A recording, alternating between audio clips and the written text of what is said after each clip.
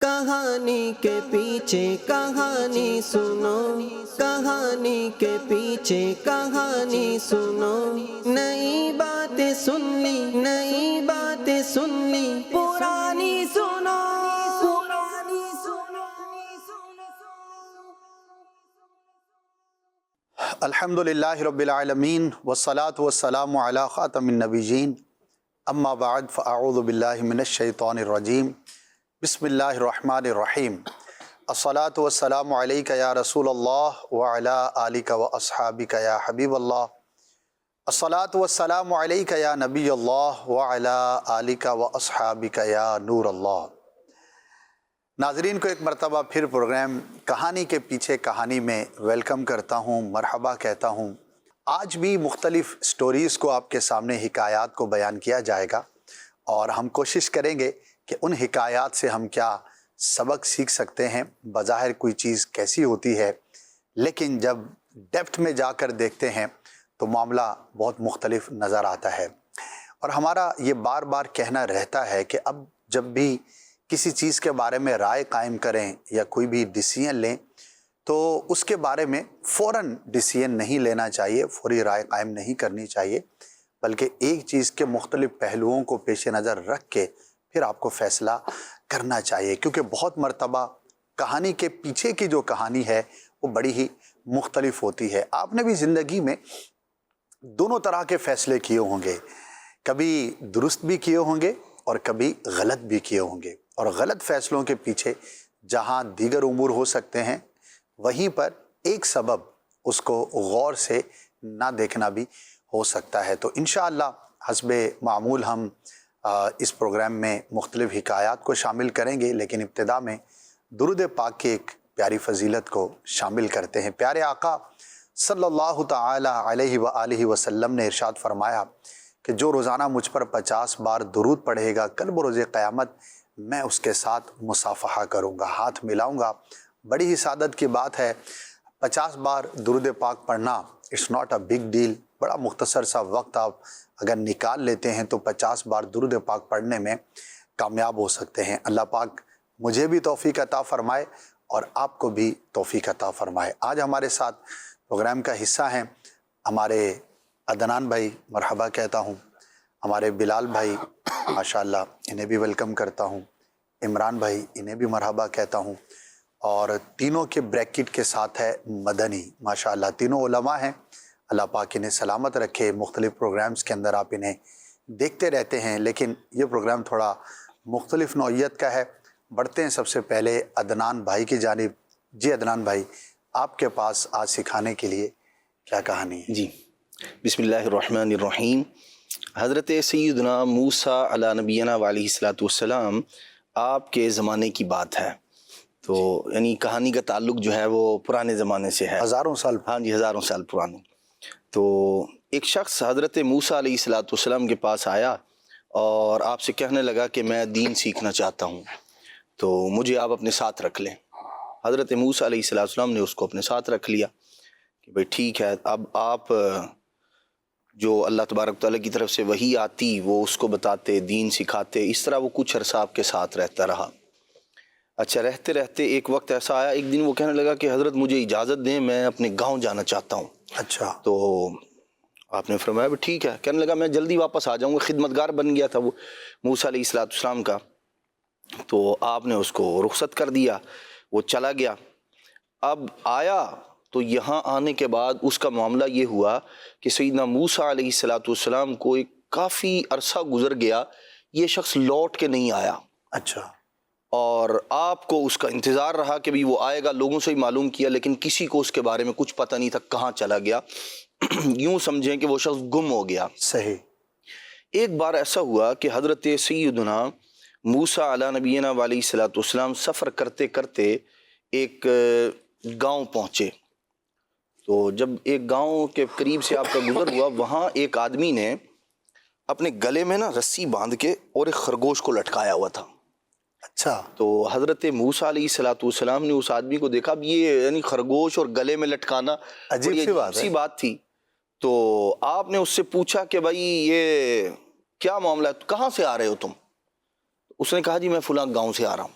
اچھا تو آپ نے فرمایا کہ بھی اس گاؤں کے اندر اس نام کا آدمی ہے، وہ جو آپ سے علم دین سیکھنے آیا ہوا تھا، وہ اس کے گاؤں کا اس نے نام لیا۔ تو آپ نے فرمایا کہ بھئی وہ اس شخص کے بارے میں جانتے ہو تم؟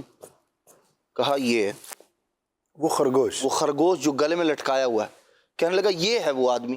اچھا آپ نے فرمایا بھئی یہ کیا ہوا؟ یہ شخص یہ تو آدمی تھا، خدمتگار تھا، میرے پاس جو ہے وہ دین سیکھتا تھا، یہ تم کہہ رہے ہو یہ خرگوش بن گیا؟ کہنے لگا جی یہ وہی آدمی ہے جو خرگوش بن گیا ہے۔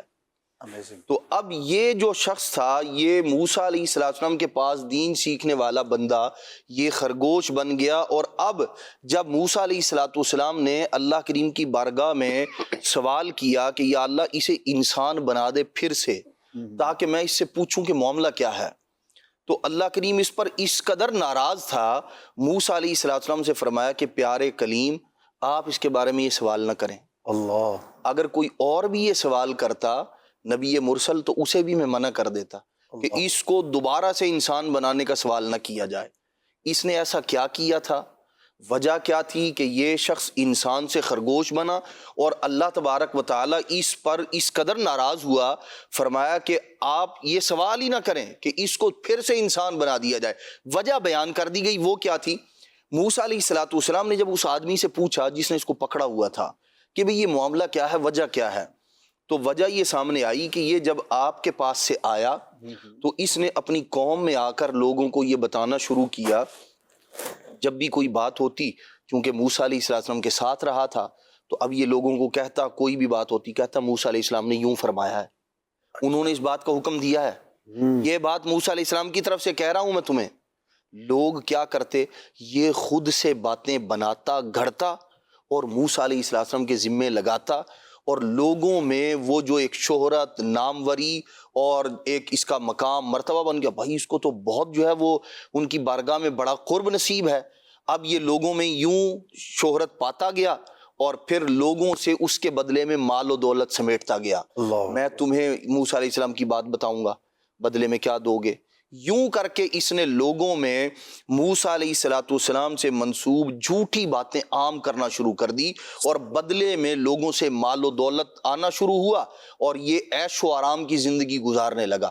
اب ہوا یہ کہ جب اس کا معاملہ، بھائی ایک بار غلطی ہوئی، ہو سکتا ہے وہ واپس آ جائے، لیکن نہیں، اب یہ وہ مال و دولت کا جو لالچ تھا اس نے اس کو مزید جو ہے نا وہ بھڑکایا اور اس طرف اس کو ابھارا، اور پھر اللہ تبارک تعالیٰ کی ناراضی اس صورت میں ظاہر ہوئی کہ ایک دن اچانک یہ غائب ہو گیا، لوگوں کو پتہ ہی نہیں چلا کہ کدھر گیا وہ آدمی۔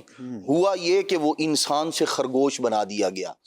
جب موسیٰ علیہ السلام نے اللہ کریم کی بارگاہ میں عرض کی کہ یا اللہ اسے پھر سے انسان بنا اور میں اس سے پوچھوں کہ آخر اس نے کیا کیا ہے، تو اللہ کریم نے ایک تو منع فرمایا کہ یہ سوال نہ کریں آپ، اور دوسرا ارشاد فرمایا کہ بات دراصل یہ ہے، یہ دین کے ذریعے دنیا کی ذلیل دولت کمانے لگ گیا تھا۔ یہ جو دین کا علم تھا اس کے بدلے میں چاہیے تو یہ تھا اللہ کی رضا والے کام کرتا، لیکن اس نے کیا کیا، اس دین کو دنیا سمیٹنے کا ذریعہ بنا لیا، اور اللہ تبارک و تعالیٰ کے نبی علیہ السلام کے ذمے جھوٹی باتیں لگانا شروع کر دی، جھوٹ جو ہے وہ ان کی طرف منسوب کرنا، ان پر باندھنا شروع کر دیا، تو اللہ تبارک و تعالیٰ نے اس شخص کو خرگوش بنا دیا۔ ہمارے معاشرے میں ہم دیکھتے ہیں بہت سارے لوگ ایسے ہوتے ہیں جو دین کا علم ان کے پاس نہیں ہوتا۔ ایک تو وہ طبقہ ہے، ہوتا نہیں ہے لیکن بات بات پر یہ بات کہیں گے، نبی پاک نے فرمایا، قرآن میں ہے، حدیث میں ہے، اللہ کے رسول کا فرمان ہے۔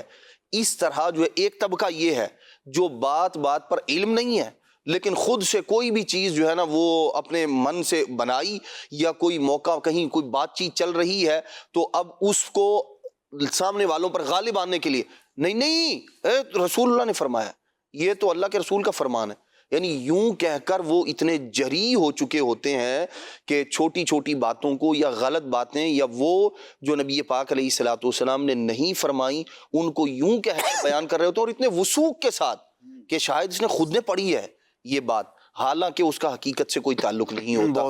بہت ریلیونٹ آپ نے بات کہی، اور پہلی ہی سٹوری بڑی ہی دردناک بھی ہے، عبرتناک بھی ہے، اور کسی نبی کی طرف جھوٹی بات کو منسوب کرنا اور غلط طریقے سے دین کو بیان کر کے دنیاوی نعمتیں جمع کرنا، وہ نعمت تو نہ رہی، وہ تو زحمت ہی ہو گئی۔ بہرحال اس کا دنیا میں انجام اتنا برا ہے، اور اگر اللہ پاک ناراض ہوا اور آخرت میں گرفت ہوئی تو پھر اس کا جو ہے وہ کتنا خطرناک معاملہ ہوگا۔ اب جس کی طرف عدنان بھائی نے بھی آخر میں اشارتاً بات بھی کی ہے کہ اس زمانے میں ظاہر ہے کہ دیگر انبیاء کی طرف تو لوگ کم چیزیں منسوب کرتے ہوں گے، یعنی ہم مسلمز کی بات کر رہے ہیں، لیکن پیارے آقا صلی اللہ تعالی علیہ وآلہ وسلم کی طرف جھوٹی بات کی نسبت جانے میں اور اکثر انجانے میں دونوں طرح سے ہو جاتی ہے۔ اب ہمیں کرنا کیا چاہیے؟ جب تک کسی چیز کے بارے میں خود اوتھینٹک ذریعے پر صحیح مستند کتاب میں پڑھا نہ ہو، بیان نہ کیا جائے، یا پھر جب تک کسی مستند عالم سے کسی حدیث کو آپ نے نہ سنا ہو، آگے بیان نہ کیا جائے۔ اچھا، سنا تو ہے، لیکن بیان کرنے میں ایک عام آدمی کے لیے اور بھی درجہ ہے کہ سنا تو ٹھیک تھا اور وہ جو بیان ہوا وہ بھی درست تھا، لیکن آپ کے اندر وہ ملکہ نہیں ہے، آپ کا حافظہ اتنا قوی نہیں ہے، جب آپ بیان کریں گے تو اس کے اندر مسٹیک جو ہے وہ ہو سکتی ہے۔ تو یاد رکھیے کہ بڑا ہی سینسیٹیو معاملہ ہے، اور جب سے یوں سمجھیے کہ ویسے تو جھوٹی حدیثیں گھڑنا، بیان کرنا، یہ تو زمانہ قدیم سے ہے، اسی لیے محدثین کرام نے اپنی زندگیوں میں جہاں پر حدیثوں کو جمع فرمایا، وہیں پر غلط حدیثوں کو جمع کر کے بھی عام کیا کہ اس زمانے کے اندر یہ جو حدیث منسوب کی جاتی ہے وہ درست نہیں، تو موضوعات کے نام سے، دیگر نام سے یہ بہت بڑا کام جو وہ ہوا۔ اچھا، فی زمانہ اگر ہم بات کریں تو پہلے اگر کوئی غلط بات کرتا تھا تو 10 لوگوں کے درمیان کرتا تھا، 15 لوگوں کے درمیان کرتا ہوگا، جتنا اس کا کرائٹیریا، لیکن جب سے ہمارے پاس ٹیکنالوجی ہاتھ میں آ گئی ہے تو اب ہمارے ہاتھ میں ہی نہیں ہے، یعنی کہ ایک چیز اگر ہم نے کہیں پر بھی بیان کر دی ہے سوشل میڈیا کے ذریعے یا سیٹلائٹ میڈیا کے ذریعے یا کسی بھی ذریعے سے، تو پھر وہ ہمارے ہاتھ میں نہیں ہے۔ اب وہ کب تک چلے گی، کتنے ہاتھوں میں جائے گی، کتنی وائرل ہوگی، تو یوں سمجھیے کہ جو غلط چیز تھی وہ تو ہمیشہ سے غلط تھی، لیکن اس زمانے میں اس غلطی کی جو انٹینسٹی ہے وہ بہت زیادہ بڑھ گئی ہے۔ اچھا، پہلے ایسے بھی واقعات ہیں کہ کسی نے کوئی غلط مسئلہ بیان ہو گیا، اس سے جان بوجھ کے نہ کیا، تو اس نے اپنے شہر والوں کو جمع کر لیا، یا جہاں پہ لوگ آتے جاتے تھے وہاں پر کھڑے ہو کر بیان کر دیا، اور غالب گمان ہو جاتا ہے کہ بھائی اکثر لوگوں تک جو ہے وہ میں نے درست بات پہنچا دی، لیکن فی زمانہ تو اس کا معاملہ بہت زیادہ سینسیٹیو ہے۔ اب غلط بات ہو گئی، آپ نے اس کو درست کر بھی دیا، لیکن جتنوں تک غلط پہنچا تو آپ کے پاس تو کوئی اوتھینٹیکیشن نہیں ہے کہ جس تک وہ غلط بات پہنچی اس تک آپ کا ازالہ بھی پہنچ چکا ہو۔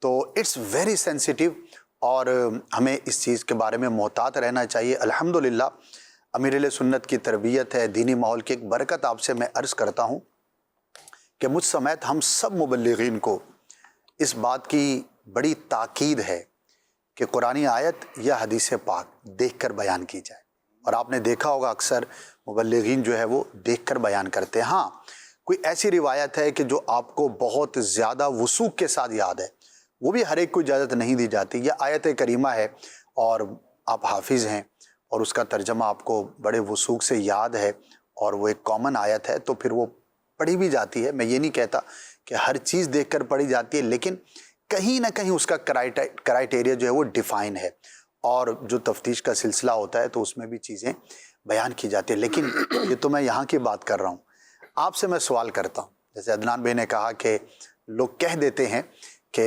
حدیث میں آیا ہے، آپ یقین کریں یہ اتنا بڑا ایک کراس چیک ہے۔ جب بھی کوئی بات ایسی کرے نا، اور آپ اس سے صرف اتنا پوچھ لیں کہ بھائی آپ نے کہاں پڑھا یا کہاں سنا ہے، تو میرا تو ایکسپیرینس یہ ہے کہ عام چیزوں میں بھی لوگوں کے پاس جواب نہیں ہوتا۔ تو چلو، دنیاوی بات آپ نے کوئی غلط کر دی تو اس کا دینی نقصان ہو یہ ضروری نہیں ہے جب تک کوئی اس کا شرعی حکم نہ لگے، لیکن کم از کم قرآن کی آیت، اللہ نے فرمایا، حدیث رسول، اور اسی طرح صحابی کی طرف کوئی چیز نسبت کرنا۔ حضرت علی نے فرمایا رضی اللہ تعالیٰ عنہ، یعنی کہ میں اگر کہوں کہ صحابہ میں سب سے زیادہ غلط چیزیں بدقسمتی سے جہاں منسوب کی جاتی ہیں تو وہ جو سوشل میڈیا پہ نظر آتا ہے، حضرت علی نے فرمایا رضی اللہ تعالیٰ عنہ۔ بھائی حضرت علی رضی اللہ تعالیٰ عنہ سے بہت ساری روایتیں جو ہے وہ منقول ہیں، اس سے کوئی انکار نہیں، لیکن یہ جو آپ کہہ رہے ہیں وہ کہاں فرمایا؟ اور آپ جو بغیر حوالے کی چیز آگے فارورڈ کر رہے ہیں، تو پہلی ہی چیز میں ہمیں بہت کچھ جو ہے وہ سیکھنے کا، سمجھنے کا ہے، اور بڑا ایک پیارا لیسن ہے اس کے اندر۔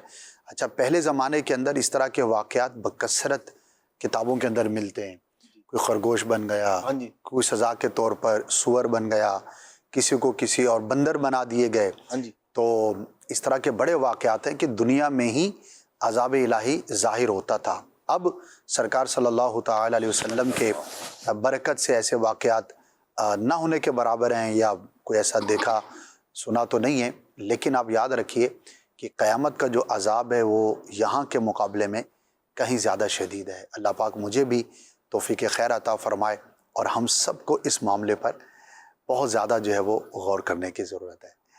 جی بڑھتے ہیں بلال بھائی کی جانب، آپ کے پاس کیا سٹوری ہے، کیا حکایت ہے، کیا واقعہ ہے؟ خواجہ غریب نواز رحمۃ اللہ تعالی علیہ کا ایک واقعہ، ایک ان کی سٹوری آج میں آپ کے ساتھ بیان کروں گا، اور یہ سٹوری خود خواجہ غریب نواز رحمۃ اللہ تعالی علیہ نے بیان فرمائی، اور آپ کی یہ سٹوری بھی اور اس طرح آپ کے کئی ملفوظات، آپ کے کئی فرامین جو آپ فرمایا کرتے تھے اپنی محفلوں کے اندر، آپ کے مرید اور خلیفہ خواجہ قطب الدین بختیار کاکی رحمۃ اللہ تعالی علیہ نے ان کو جمع کیا ہے، اور جو دلیل العارفین نامی کتاب کے اندر موجود ہے۔ تو اس کتاب کے اندر یہ واقعہ موجود ہے۔ واقعہ کچھ یوں ہے کہ حضور خواجہ غریب نواز رحمۃ اللہ تعالی علیہ فرماتے ہیں کہ ایک مرتبہ میں ملک شام کے قریب کسی شہر میں گیا، اور وہاں مجھے جو کام تھا وہ کرنے کے بعد شہر سے باہر جب نکلا تو وہاں پہاڑ تھے، اور ان پہاڑوں میں ایک غار موجود تھی۔ اس غار کے اندر ایک بزرگ تھے جو وہیں رہتے تھے، اور ان کا کام بس عبادت کرنا اور گوشہ نشینی تھا۔ تو کہتے ہیں میرے دل میں آیا کہ میں ان کی زیارت کے لیے حاضر ہو جاؤں۔ تو فرماتے ہیں کہ جب میں اوپر چڑھ کر غار تک پہنچا تو وہاں کا منظر یہ تھا کہ ایک جائے نماز مصلی بچھا ہوا تھا، اور اس پر وہ بزرگ تشریف فرما تھے، اور بزرگ کی جو جسامت تھی، جو ان کا اپنا حلیہ اور حال تھا، وہ یہ تھا کہ ان کے جسم پر اگر کہیں تو صرف اور صرف ہڈیاں اور ان پر چمڑا تھا۔ یعنی ہمارا جو جسم ہے گوشت بھی اس پر ہے، ہڈیاں بھی ہیں، کسی کے کم گوشت ہے، کسی کی ہڈیاں زیادہ نظر آتی ہیں، لیکن کہ جسم پر صرف ہڈیاں نظر آئیں، یعنی اتنا زیادہ کمزور اور نحیف شخص کہ جسم پر صرف ہڈیاں اور ان پر چمڑا نظر آئے، تو بندہ پہلی نظر میں جب دیکھتا ہے تو ایک دم تھوڑی دیر کے لیے رک جاتا ہے، اور تھوڑا سا وہ اس کو عجیب لگتا ہے کہ یار یہ کیسا ایک منظر ہے کہ انسان اتنا کمزور ہو سکتا ہے کہ جسم پر صرف ہڈیاں ہوں۔ تو کہتے ہیں ابھی میں یہ چیز دیکھ ہی رہا تھا کہ میرے نوٹس میں یہ آئی کہ حضرت کے دائیں طرف ایک شیر موجود ہے، اور بائیں طرف بھی ایک شیر موجود ہے۔ تو شیر ان کی خدمتوں کے لیے رکھے تھے، اور یہ دراصل ان کی روحانی پاور تھی کہ بظاہر دیکھیں جسم پر چمڑا اور ہڈیاں ہیں، لیکن روحانی پاور اتنی زیادہ ہے کہ اللہ نے شیروں کو ان کی خدمت کے لیے مقرر کیا ہوا ہے۔ خواجہ غریب نواز رحمۃ اللہ تعالی فرماتے ہیں کہ میں ان شیروں کی وجہ سے نا ان بزرگ کے قریب جانے سے رک گیا، تھوڑا سا مجھے خوف محسوس ہوا۔ تو ان بزرگ نے مجھے مخاطب کیا اور مجھے اپنے قریب بلا لیا۔ تو جب انہوں نے مجھے قریب بلایا نا تو پھر اب مجھے ان کا خوف اتنا محسوس نہیں ہوا۔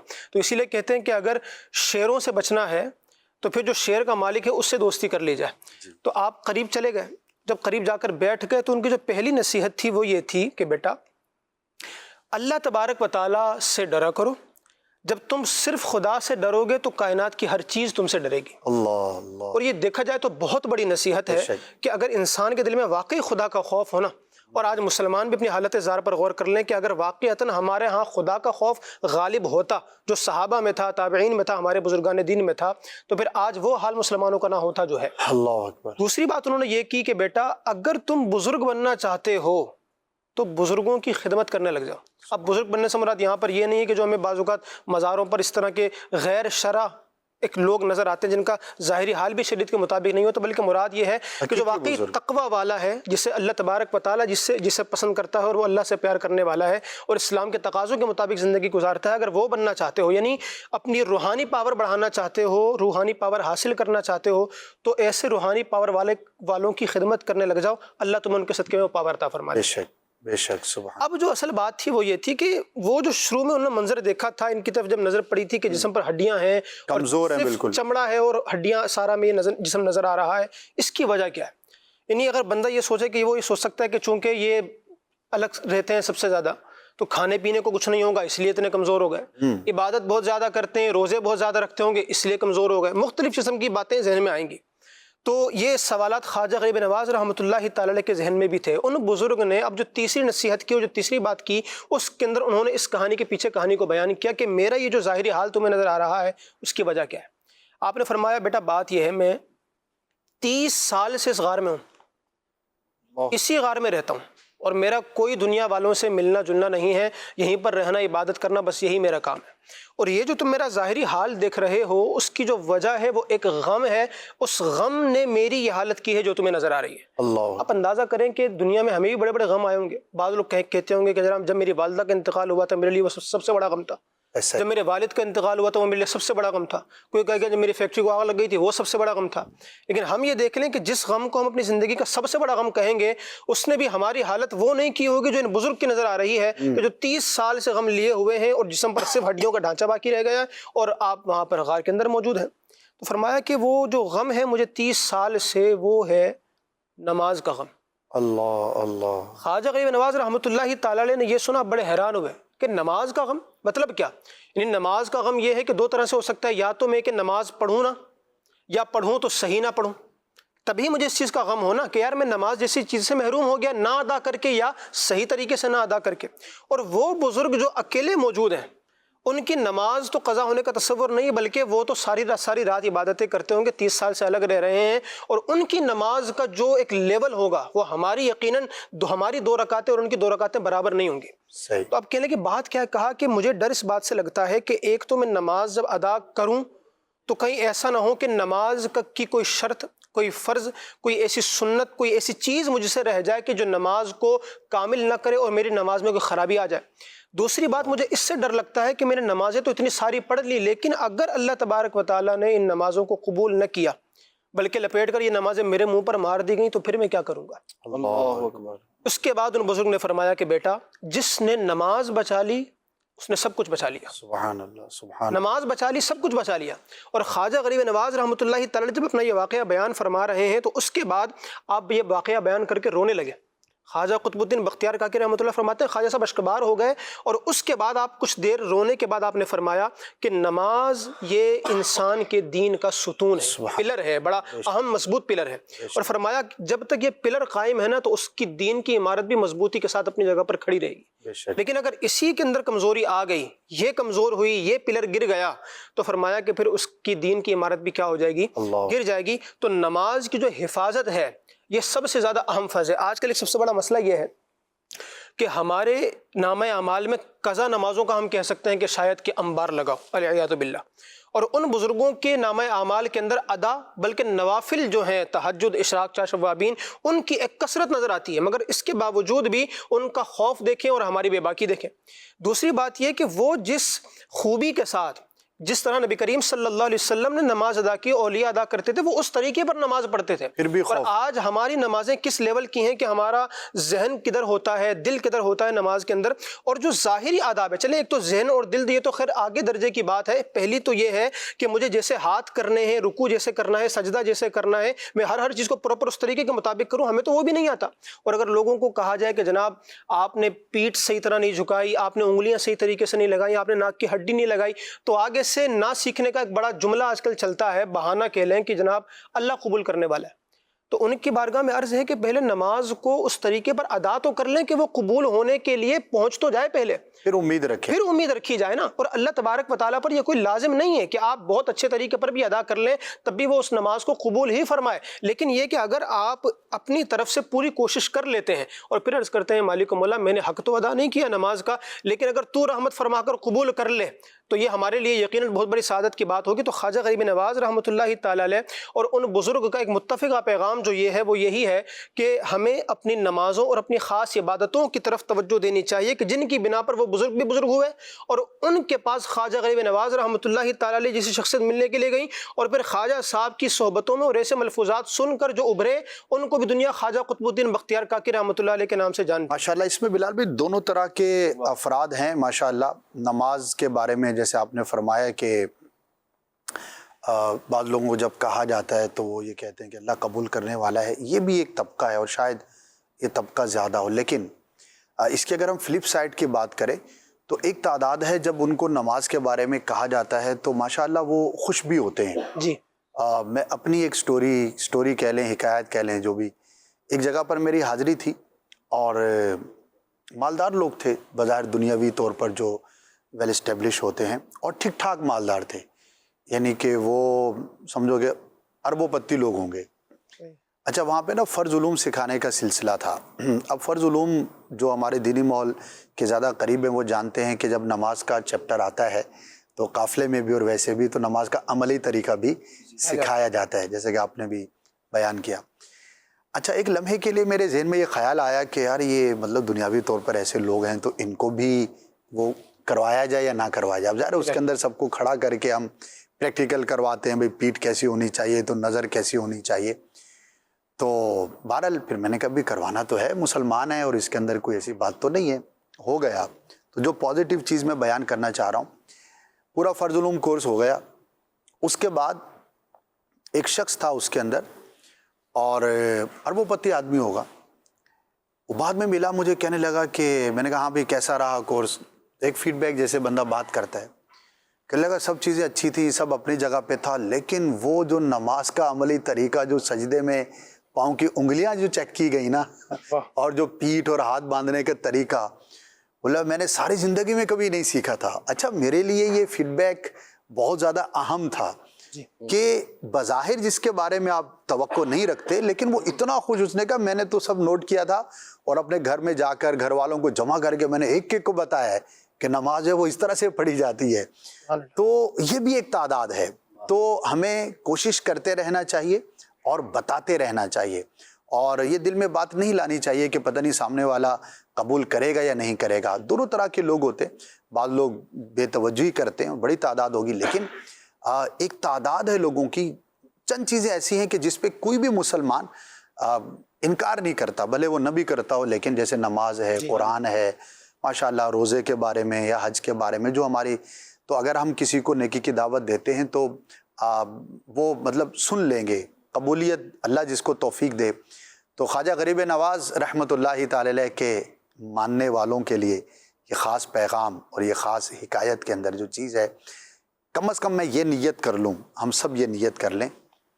ظاہر ہے کہ نماز قضا کرنا گناہ ہے اور کسی کو بتانا نہیں ہوتا کہ مجھ پر اتنی نمازیں جو فرض ہیں نا وہ باقی ہیں، لیکن دل میں نیت کر لیں کہ اگر مجھ پر زندگی میں کوئی ایک بھی نماز میرے ذمے پر باقی ہے تو میں اس کو ادا کر لوں.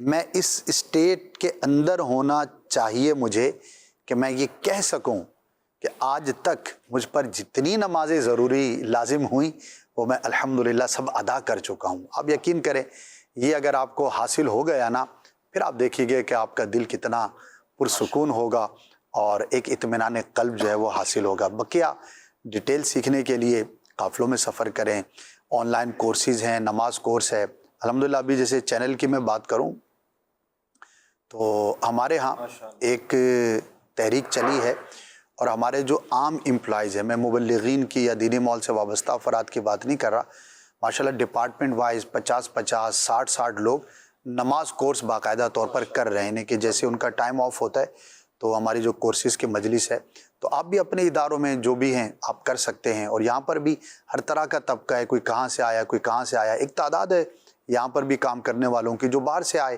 اور کبھی انہوں نے زندگی میں شاید نماز سیکھی نہیں ہوگی یا اس طرح سے نہیں سیکھی ہوگی، الحمدللہ وہ بھی سیکھ رہے ہیں. تو اللہ پاک ہم سب کو 5 وقتہ نماز پڑھنے کی توفیق عطا فرمائے اور ظاہری باطنی آداب کے ساتھ پڑھنے کی توفیق عطا فرمائے. عمران بھائی کی طرف بڑھیں گے. بھائی ایک چیز میں بھی یہاں پر ایڈ کرنا چاہوں گا، آپ نے نماز کی بات کی اور پازیٹیو تھنکنگ کی، مثبت سوچ کی آپ نے بات کی. خصوصی مدنی مذاکرے کے اندر مدینۃ الاولیاء ملتان شریف سے شوبز سے وابستہ افراد جو ہے یہ آئے ہوئے تھے، تو یہاں پر الحمدللہ نماز کورس ان کو کروایا گیا. اچھا، تو جو آپ نے بات کی نا کہ وہ جو طبقے کی اور اس کے اندر یہ کروایا نہ کروایا جائے، تو میں مدنی چینل کے ناظرین سے یہ بات کہوں گا کہ ان کا فیڈ بیک ایسا تھا کہ ان میں سے کئی عاشقان رسول رو رو کر یہ کہہ رہے تھے کہ ہم نے شاید جو اب پہلی دفعہ نماز اس طرح سیکھی ہے، اتنے اہتمام ایسا لگتا ہے کہ ہم نے نمازیں ضائع کی ہیں اپنی. آج ہم نے آ کر نماز درست طریقے سے سیکھے، نماز کس طرح پڑھتے ہیں، ماشاءاللہ۔ باقاعدہ ان کو پریکٹیکل کر کے سکھایا گیا، کہیں نے بتایا اتنے شرائط اتنے فرائض، ہمیں آج پہلی دفعہ جو ہے وہ اس کورس میں اصل میں سیکھا نہیں ہوتا نا، ہم نے دیکھ دیکھ کے سیکھا ہوتا ہے، دیکھ دیکھ کے پڑھا ہوتا ہے۔ جب باقاعدہ طور پر ہم سیکھتے ہیں کسی سیکھے ہوئے سے، جس کو سکھانا بھی آتا ہو اور اس کا اپنا نالج بھی ہے وہ اوتھینٹک ہو، تو پھر واقعی مزہ آتا ہے۔ چلیے جی نیت کر لیں، ماشاءاللہ ایک ٹاپک چلا ہے کہ نماز پڑھنی ہے ایک تو، اور دوسرا صحیح طور پر پڑھنی ہے اور سیکھ کر پڑھنی ہے۔ اور وہ میرے ناظرین کہ جو یہ سوچ رہے ہوں کہ ہم قافلے میں کب جائیں گے، ہمارے پاس تو ایسی سہولت نہیں ہے، تو آپ گھر میں بیٹھے آن لائن بھی نماز کورس کر سکتے ہیں۔ جو ٹائم آپ کہیں کہ میں روزانہ 1 گھنٹہ یا 3 دن تک 2 گھنٹے دے سکتا ہوں، تو آپ کے وقت کے مطابق آپ کو نماز سکھا دی جائے۔ اللہ پاک ہم سب کو مرنے سے پہلے پہلے نماز سے وہ سچی لگا اور محبت عطا فرمائے جیسا کہ ہونا چاہیے، اور اگر کسی کے ذمے پر نمازیں باقی ہوں تو اسے ادا کرنے کی توفیق عطا فرمائے۔ بڑھتے عمران بھائی کی طرف۔ عمران بھائی آپ کے پاس کیا حکایت ہے اور اس سے کیا ہمیں سیکھنے کو ملے گا؟ جی بسم اللہ الرحمن الرحیم۔ میں آج یہ بیان کروں گا اسد بھائی، ایک شخص کی کہانی ہے اور لوگ اس کے پاس جو ہے وہ جایا نہیں کرتے تھے۔ اچھا پکوان کا اس کا کام تھا، کھانے پینے کی بات، کھانے پینے کی باتیں ہیں بالکل، اور یقیناً یہ اچھی ہوتی ہیں۔ کھانا پینا تو ویسے ہی اچھا ہی ہوتا ہے۔ میں نے کب کہا ہے کہ آپ نہ کریں، آپ اس کو بیان کریں، بالکل اچھی بات ہے۔ تو پکوان کا ان کا کام تھا، تو اب ان کے پاس جو ہے نا آرڈر نہیں آتے تھے یا بہت کم آتے تھے، اور ایک بات ان کے بارے میں کہی جاتی تھی کہ بھائی آپ ان کے پاس جائیں گے تو جو آرڈر آپ لے کر جائیں گے نا وہ تو کینسل ہو جائے گا، وہ جو آرڈر دے دیں گے وہ آپ لے لیں گے۔ اچھا۔ اور اسی طرح دوسرے پکوان والے تھے تو اس کے بارے میں یہ تھا کہ یار ان کا کام بڑا اچھا چلتا ہے۔ تو اب اس کی کیا وجہ تھی؟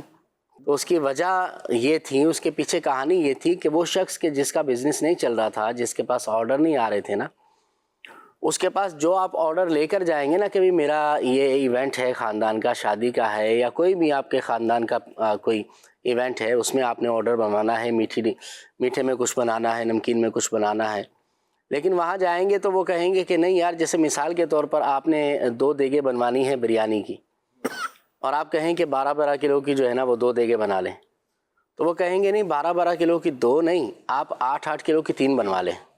12 کی 2 کے بجائے 8 کی 3، 8 کی 3 بنا لیں۔ نتیجہ تو ایک ہی ہوا؟ نہیں، اس کا پھر خرچہ وغیرہ بڑھ جاتا ہے نا 3 میں۔ ٹھیک ہے۔ تو وہ بہرحال اس کے فوائد بیان کرتے تھے۔ اچھا اسی طرح میٹھے میں آپ نے کہا کہ لبے شیری بنا دیں، تو وہ کہے گا نہیں لبے شیری نہیں، آپ زردہ بنوا لیں۔ اچھا، زردہ صحیح رہے گا آپ کے لیے۔ اچھا اسی طرح اب وہ کوئی اور کہے کہ مجھے اپنے جو ہے نا وہ باربیکیو کے اندر خاندان میں ایونٹ میں یہ بنوانا ہے، تو سامنے والا کہے گا نہیں یہ تو آج کل چلتا ہی نہیں ہے، اس کی جگہ یہ آئٹم رکھیں آپ۔ تو جیسے سردی کا موسم ہے تو آپ فش جو ہے نا فرائی کروائیں، باربیکیو کے اندر آپ جو ہے نا وہ چکن نہ رکھیں، آپ فش رکھیں۔ تو بہرحال وہ اپنی جو ہے نا وہ اپنی منواتے تھے، اور پھر لا محالہ یہ ہوتا تھا کہ بالآخر یا تو وہ جو ہے نا کسٹمر جو آتا تھا اس کی بات مان لیتا تھا، یا پھر جو ہے وہ کہتا تھا کہ ٹھیک ہے دیکھتے ہیں آپ کے پاس آتے ہیں بعد میں۔ تو پھر بعد میں کون آتا ہے؟ ایک مرتبہ کسٹمر چلا گیا آپ کے پاس سے دوبارہ نہیں آنے والا۔ سیکھنے کو یہ ملا کہ ہر جگہ اپنی نہیں چلانی چاہیے، ہر جگہ اپنی نہیں چلانی چاہیے، جہاں پر چلنی چاہیے نا وہیں پر اپنی چلائیں، اور ہر جگہ اگر اپنی ہی چلائیں گے تو پھر یہ ہے کہ حال یہی ہوگا کہ لوگ پھر آپ سے کترائیں گے، یار یہ تو اپنی رائے کو ہی اہمیت دیتا ہے۔ اور ایسے لوگ ہمارے گھر کے اندر، ہماری فرینڈ سرکل کے اندر، ہمارے محلوں کے اندر، مارکیٹ کے اندر پائے جاتے ہیں کہ نہیں جی میں نے جو بات کر دی وہ حرف آخر ہے، بس میں نے جو کہا وہی درست ہے، اور میں جو کہہ رہا ہوں وہی ماننی پڑے گی، ورنہ جو ہے نا باقی باتیں اور باقی چیزیں تو درست نہیں ہیں۔ بالکل۔ اور ایسا آدمی جو ہوتا ہے وہ بالآخر اکیلا رہ جاتا ہے، تنہا رہ جاتا ہے، اس کے پاس لوگ پھر جاتے نہیں ہیں۔ اگر فرینڈ سرکل میں ہیں تو پھر اگر ساتھ ہوتے بھی ہیں تو پھر کلاس اسی کی لگ رہی ہوتی ہے ہر جگہ پر۔ اچھا اسی طرح گھر کے اندر بھی ہیں تو گھر کے اندر بھی پھر کیا ماحول ہوتا ہے آپ سمجھ سکتے ہیں۔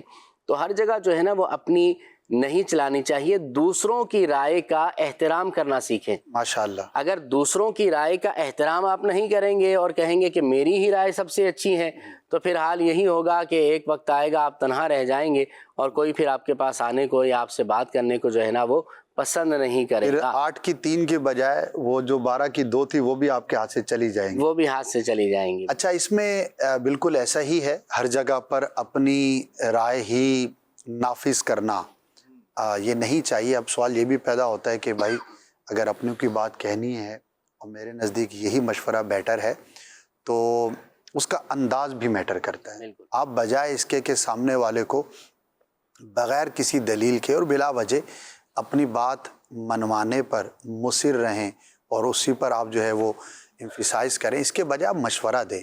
جی امیر علیہ سنت ماشاءاللہ آپ کی بارگاہ میں ہم نے بہت کچھ سیکھا اور ابھی بھی سیکھتے ہیں۔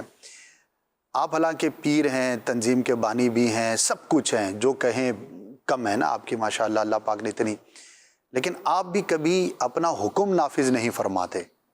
آپ اپنی بات بھی، حالانکہ آپ کو پتہ ہے اپنے تجربے سے، اپنے علم سے، آپ کا ویژن ہے، ایکسپوجر ہے، سب کچھ، لیکن ہم نے یہ دیکھا ہے کہ آپ یوں بات کرتے ہوئے نظر آتے ہیں کہ اگر اس کام کو اس طرح سے کر لیا جائے تو، یعنی کہ اس بات کی دلیل کو اور اس کی حکمت کو سامنے والے کے سامنے بیان کرتے ہیں، تو وہ اس کے لیے ایکسیپٹ کرنا بہت ایزی ہو جاتا ہے۔ حالانکہ سامنے والا مرید ہے، عمر میں آپ سے جو ہے وہ بہت چھوٹا ہے، لیکن اس کے باوجود بھی آپ کے انداز میں ہم نے تحکم نہیں دیکھا، یعنی کہ حکم دینے والا انداز، آرڈر از آرڈر، بس جو میں نے کہہ دیا وہی کرنا ہے۔ اسی وجہ سے دیکھیں کہ ماشاءاللہ آپ سے محبت کرنے والوں میں بھی اضافہ ہے اور دن بدن یہ کاروان بڑھتا چلا جا رہا ہے۔ تو چھوٹے لیول پر ہو، فیملی میٹر ہو، فرینڈ سرکل ہو، یا تنظیم ہو، یا ملک ہو، یا سلطنت ہو، یا پولیٹکس ہو، کچھ بھی ہو، جو بھی اچھے انداز پر اپنی بات کو، ہاں اگر آپ کی بات میں وزن ہوگا تو لوگ مانیں گے۔ یہ بھی ایک احساس کمتری کی ایک علامت ہوتی ہے کہ آپ کو اپنی بات پر ہی اعتماد نہیں ہوتا، بھئی میں نے کہہ دیا نا کر لو۔ اگر آپ کی بات میں واقعی دم ہے، جس کو بولتے ہیں پر دلیل ہے، تو پھر سامنے والا مانے گا۔ تو اٹس آل اباؤٹ کمیونیکیشن۔ آپ کو بات کرنے کا طریقہ آنا چاہیے، سیکھنا چاہیے، اور کاروبار میں تو یہ بہت ہے۔ بلکہ سچی بات یہ ہے کہ جتنی بھی آج دنیا کے اندر کمیونیکیشن کی یا الا بلا جو بھی باتیں کی جاتی ہیں، تو وہ اس کے پیچھے سارا بزنس ہی ہوتا ہے۔ یعنی یہ جتنے بھی کورسز اور یہ چیزیں ہیں تو یہ ہے ہی بزنس کے لیے، پیچھے کہیں نہ کہیں یہ کسٹمر سروس میٹر کر رہی ہوتی ہے، تو کہیں پر جو ہے وہ استقبالیہ پر اس طرح کا سلسلہ جو ہے وہ کیا جاتا ہے، سکھایا جاتا ہے۔ تو بہرحال دنیاوی طور پر، دینی طور پر ہمیں اپنے انداز کو ضرور خیال میں رکھنا چاہیے۔ بڑھتے ہیں ایاز مدنی بھائی کی جانب اور دیکھتے ہیں کہ کیا سٹوری ہے۔ اسد بھائی، ایک بادشاہ کا واقعہ ہے، وہ انشاءاللہ تعالیٰ پیش کرتا ہوں میں۔ ایک بادشاہ نے ایک جگہ پر، ایک سڑک کے اوپر ایک بڑی سی چٹان جو ہے وہ رکھوا دی، عام گزرگاہ تھی، وہاں پر جو ہے وہ ایک چٹان بڑی سی رکھوا کر اس نے ایک شخص کو وہاں سائڈ میں مقرر کر دیا کہ وہ چھپ کر دیکھے کہ لوگوں کے تاثرات کیا ہیں، آنے جانے والے لوگ اس کے بارے میں کیا تبصرہ کر رہے ہیں۔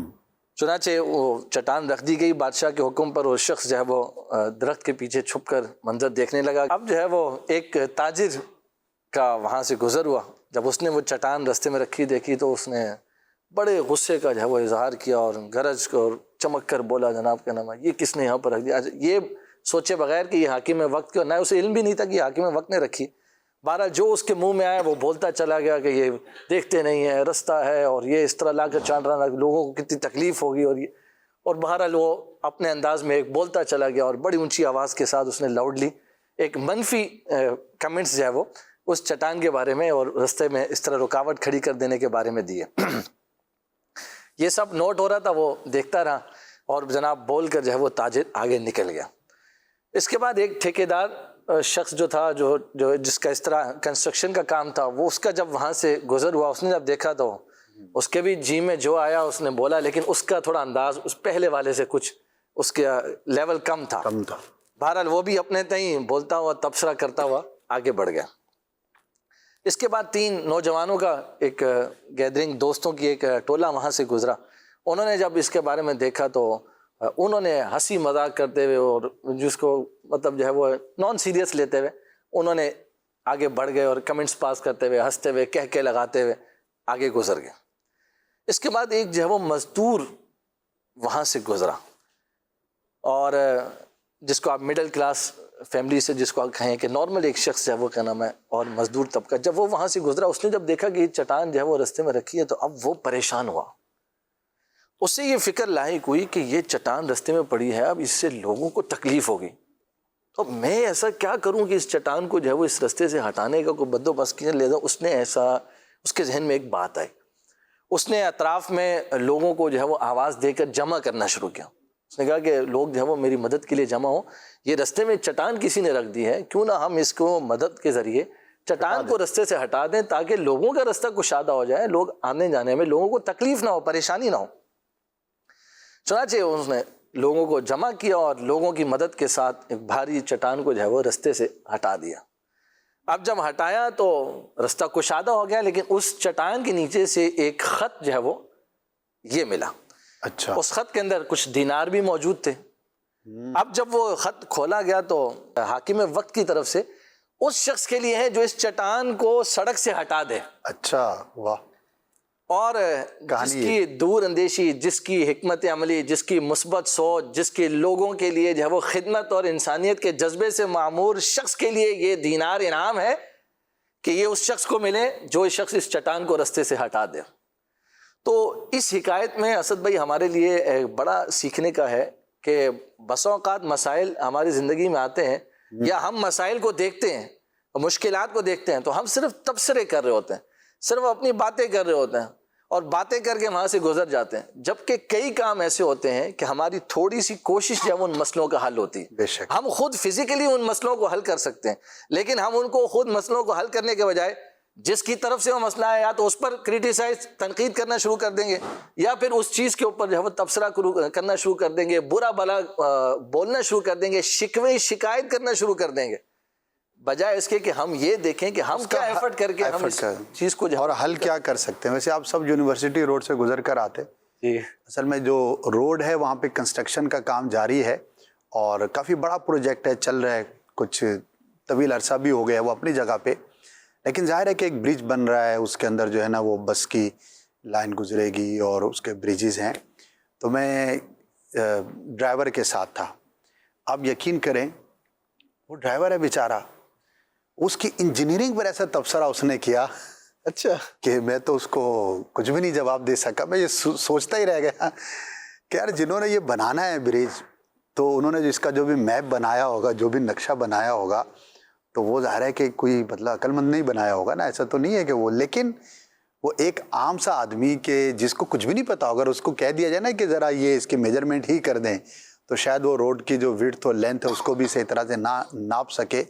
لیکن تبصرہ وہ ایسا کریں گے کہ جیسے آپ کو حیرت ہوگی کہ یار یہ پتہ نہیں ساری بے وقوف ہیں جو یہ کام کر رہے ہیں. تو یہ تو ایک بہت بڑا سوشل ایشو ہے. کیا کہیں گے بلال بھائی, بلا ضرورت تبصرہ یا اپنے قد سے بڑا تبصرہ؟ آپ جو فرما رہے ہیں بالکل درست ہے. میرا بھی روزانہ یعنی 2 چکر تو میرے اس روڈ کے روزانہ کے مسٹ ہے نا. یہ تو کھانا کھانے جیسے آج نہیں, گھر تو نہیں جاتا, لیکن جب آتا ہوں صبح اور پھر جب شام کو جاتا ہوں تو یوں 2 چکر ہو گئے. عموماً ہوتا یہی ہے کہ میں آن لائن جو ہے وہ گاڑی بک کر کے ہی آتا ہوں اور پھر بک کر کے ہی جاتا ہوں. تو عموماً جب آپ کو اس طرح کے لوگ جنہوں نے آپ کو کہ نہیں آپ ان کے ایک وہ بیٹھے ہوئے ہیں ساتھ میں اور وہ آپ کو ڈراپ کرنے کے لیے نکلتے ہیں, تو وہ لوگ عموماً زیادہ تبصرے کرتے ہوئے نظر آتے ہیں. یعنی میری اگر اپنی گاڑی ہے اور میں خود جا رہا ہوں تو میں ظاہر سی بات ہے شروع میں ایک آدھ دن دیکھ کر جھنجھلاؤں گا, اس کے بعد بس کہلے کہ یا تو زیادہ چیزیں کرتا ہوا نکل جاؤں گا اور یا پھر چپ رہ کے نکل جاؤں گا. لیکن وہ لوگ جو کسی کو لے کر جا رہے ہوتے ہیں نا, تو اس سے انہوں نے پیسے بھی لینے اور وہ سارا سب باتیں کرنے کی بازو کا کوشش کرتے ہیں, اور باتیں کریں تو کریں کیا, حالات سبھی کے خراب ہیں. تو جو سامنے کی ایک چیز ہوتی ہے نا, جو روڈ بنتا نظر آ رہا ہے اس پر, چونکہ اب ظاہر سی بات ہے کنسٹرکشن ہے, تو اب آپ اگر ایک دن گزرے تو راستہ کچھ تھا, اگلے دن آپ صبح آئیں گے تو بعض اوقات جو جن لوگوں نے رات میں کام کیا ہے اس روڈ پر کہ ٹریفک کم ہونے کی وجہ سے تھوڑا بہت انداز چینج ہو جاتا ہے روڈ کا, صبح چینج ہو جائے گی یو ٹرن. اب وہ آتے ہیں صبح تو پھر وہ اب نیا ایک ٹاپک, نئی ایک چیز ان کے سامنے ہوتی ہے. تو یہ آپ نے جو بات کی واقعی انجینئرنگ والی, تو یہ بہت سو سے سنی ہے, صبح بھی سنی ہے, شام کو جاتے ہوئے بھی سنی ہے, اور ایسا لگتا ہے کہ جیسے واقعتاً کہ جو کام کر رہے ہیں صرف انہی کو اس فن کا نہیں پتا, باقی شاید پورے شہر کو یا جو بھی یہاں سے گزر رہے ہیں ان سبھی کو پتا. اچھا, یہ ایک مثال ہے, چٹان سے بات چلی ہے, ناٹ اونلی کنسٹرکشن, لوگ تبصرہ کرنے والے پتہ نہیں کن کن چیزوں پہ تبصرہ کر رہے ہوتے ہیں. اب دیکھیں نا، ایک بات کہی جاتی ہے کہ جب کرکٹ میچ ہو رہا ہوتا ہے نا، تو جو گراؤنڈ کے باہر بیٹھا ہوتا ہے نا، وہ کھیلنے والوں سے زیادہ اچھا کھیل رہا ہوتا ہے. یار اس بال پہ چھکا ہونا چاہیے تھا، یہ کیچ کیسے چھوٹ گیا، اس پر تو چوکا ہونا چاہیے تھا، یہ آؤٹ تو بنتا ہی نہیں ہے، کیسے ہو گیا. تو ایسا نہ کریں. پریکٹیکل لائف کے اندر جو ہوتا ہے نا، اس کی بات الگ ہوا کرتی ہے. دیکھیں کس وقت کیا، کب اور کتنا بولنا ہے، یہ ایک فن ہے. بے شک. اگر یہ کسی کو آ جائے نا تو بندے کی زندگی پھر گلے گلزار ہو جاتی ہے، زندگی کے اندر سکون آ جایا کرتا ہے. تو ویسے بھی زیادہ بولنا تو ویسے بھی وبال ہی ہوتا ہے، زبان کی آفتیں اپنی جگہ پر ہیں، لیکن ہمارا کیا جو ہے نا اس کے اوپر ریئیکشن ہونا چاہیے. لگتا ہے لوگوں کے پاس ٹاپک بھی نہیں ہے، شاید یہ بھی ایک وجہ ہو. اب مثال ہے، لوگ ہیں، کیا کہیں گے عدنان بھائی، اب وہ کچھ نہ کچھ تو بات کرنی ہے. جیسے بلال بھائی نے کہا کہ اس کو ہم نے جو ہے وہ پیسے دینے ہیں، ایک تو گاڑی چلانے کے پیسے دینے ہیں، دوسرا اس کا تبصرہ سننے کے بھی گویا کہ ہم مکلف ہو گئے. تو لوگوں کے پاس ٹاپکس بھی نہیں ہیں. اچھا وہ کیا بات کرے گا بیچارہ؟ جی ایسا ہی ہے، اصل میں کچھ ترجیحات کا بھی فرق ہے جی.